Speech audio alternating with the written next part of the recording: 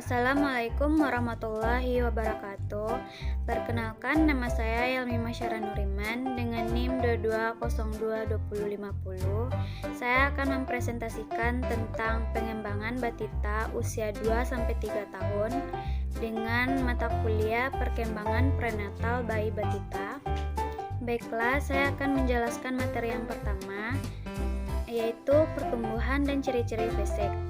A. Kenaikan berat badan. Berat badan anak laki-laki usia 2 tahun adalah 10-13 kg. Sedangkan berat badan anak perempuan usia 2 tahun adalah 9-13 kg.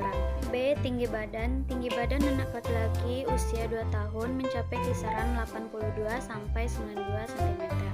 Sedangkan tinggi badan anak perempuan usia 2 tahun mencapai kisaran 80-92 cm. Yang kedua yaitu perkembangan motorik. 1. Berjongkok. Anak mampu berjongkok mengambil sesuatu lalu kembali berjalan dan berhenti saat berjalan. 2. Melempar. Anak mampu bermain lempar-lemparan bola dan mengambil bola. 3. Menari. Anak mampu bergerak sesuai irama musik. 4. Menaiki tangga.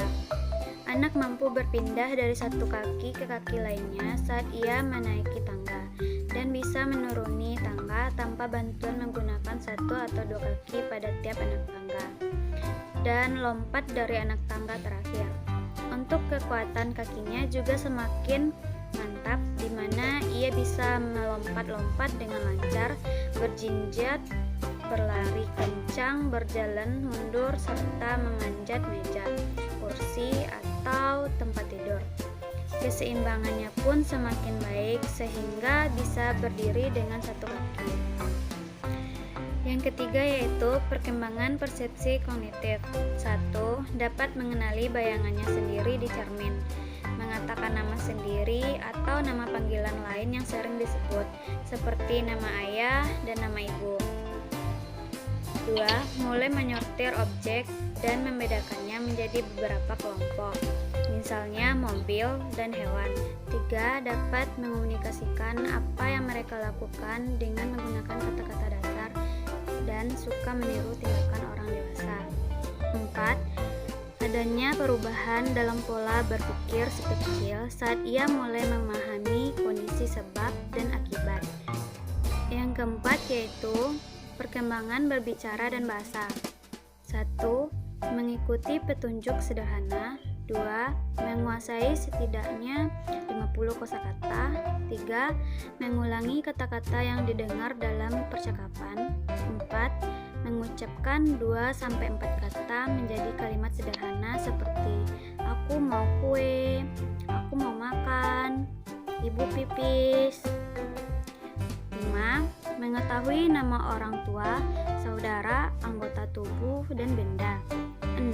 Menunjuk benda atau gambar saat mendengar nama dari benda maupun gambar tersebut. Yang kelima yaitu perkembangan peran sosial. 1.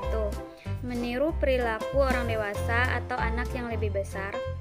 2. Menyadari dirinya adalah seseorang. 3. Sangat antusias bermain dengan anak-anak lain. 4. Semakin mandiri. 5. Sudah mulai menunjukkan perilaku melawan atau membangkang. 6. Kecemasan perpisahan mulai berkurang. Yang keenam yaitu hambatan dalam perkembangan optimal batita. 1. Asupan gizi yang tidak memadai. Apabila orang tua tidak memberikan asupan gizi yang baik, maka pondasi-pondasi untuk kesehatan, pertumbuhan, dan perkembangan saraf seumur hidupnya dapat tidak terpancang dengan baik. 2. Pola asuh yang buruk. Apabila terlalu diatur, anak dapat menjadi kurang kreatif dan kritis dan suka membangkang kepada orang tuanya.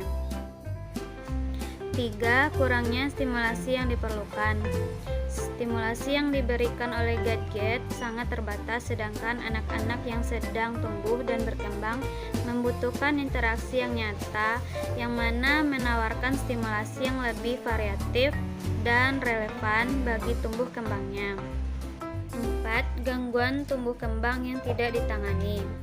Apabila misalnya ketika anak memiliki gangguan pemusatan perhatian dan hiperaktivitas atau sering disebut dengan GPPH atau ADHD. Sedangkan kita tidak mengetahuinya, anak mungkin akan memiliki permasalahan di sekolah karena mungkin orang-orang di sekitarnya hanya akan menganggapnya nakal dan tidak bisa diatur, padahal sebenarnya dirinya memiliki kondisi yang mengganggunya untuk belajar. Yang ketujuh yaitu rangsangan atau stimulus perkembangan optimal pada batita. 1. Memilih mainan yang tepat seperti mainan balok, bongkar pasang, menyortir, pengenalan bentuk, mainan berkuda, mainan dorong tarik, mainan memukul, dan boneka.